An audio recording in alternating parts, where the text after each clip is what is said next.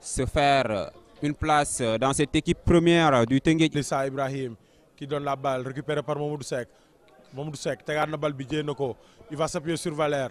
Valère téye na bal bi mi ngi dem Valère bës na ko Valère dem na poussé arbitre penalty arbitre nee na coup franc joxe le met dans le paquet tout doux dévié par Balotelli doyul Waly Ndiaye charge ba Ibrahima Mané ma ngay daw pour récupérer ko yàlla compte ñu bañ a prudent ballon pour Mamdoum qui dévie sur Assane Diatta Mamdoum Assane nu muy def ñëw na centre na deuxième Valère doo récupéré par Boutaru Soleil baa ngi leen di gêner axe bi dévié waat na Mamadou Seck tëb na contré dégagé waat na tulli waat na appuyé na si Baye Assane nu muy def jox na Babacar Diop Baba Zidane ki doon am Moutaru ki doon am Zidane Babacar Diop mi ngi yóbbu bal bi Babacar Diop qui met dans le paquet pour personne on dirait qu'il y a La défense ne sait pas parler et la profondeur va venir non interceptée par Baye Assane 6.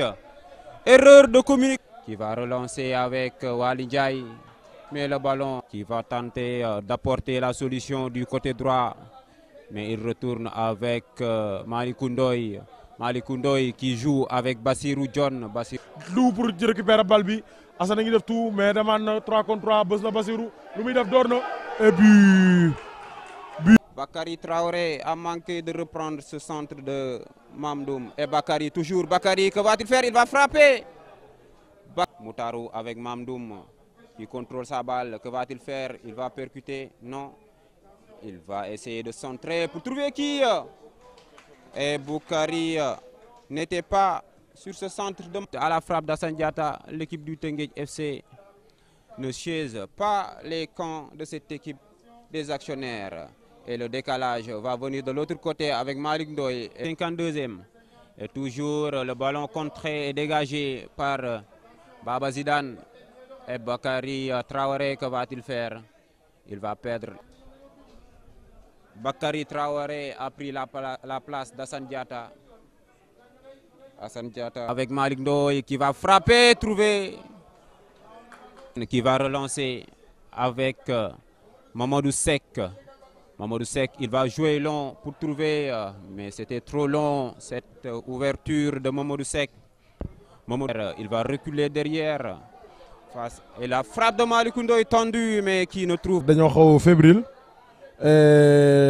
Sur une perte de balle d'Assane Diatta, notre défense a été pris de vitesse et sanctionné par un but. Malick Ndoye va frapper. Malick Ndoye, il ne trouve pas le cadre de Cissé Abdoul Karim. Pari manqué pour Pa Omar. Pa Omar, ton pari de son bon. Et c'est un coup franc. Et la tête, non. La parade manquée, puis repris par Baye Assane Cissé. Heureusement le ballon, car il l'avait relâché. Baye Assane. Avec Baba Zidane qui va chercher Moutaru. Baba Zidane va replier avec Malikou Ndoye. Malikou qui joue avec Bassirou John. Bassirou, que va-t-il faire? Il va relancer pour Malikou. Ballon sortie de jeu pour ASEC Mimosa. Sortie de jeu pour ASEC Mimosa. Alors ñu ngi nii di doog a commencer.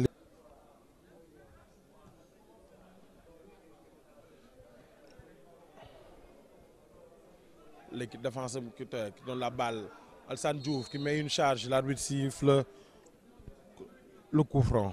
Rejoignant. Et c'est l'ASEC Mimosa qui va se dégager. L'ASEC Mimosa mène sur le score d'1-0 ici au stade Lat Dior. Et le dégagement va venir de Malikou Ndoye. Non, il préfère faire la passe à Baba Zidane qui va relancer avec Moutaru. Le Teungueth FC se doit de se réveiller. Tête par la défense de cette équipe des actionnaires qui vont toujours évoluer avec Alain, repris par l'intelligent Babacar Diop, Baba Zidane qui va percuter, il va faire la passe à Malick Ndoye. Malick Ndoye qui crochette, Malick Ndoye qui centre, Malick Ndoye contré. لا تنسوا الإعجاب بالفيديو والاشتراك في القناة.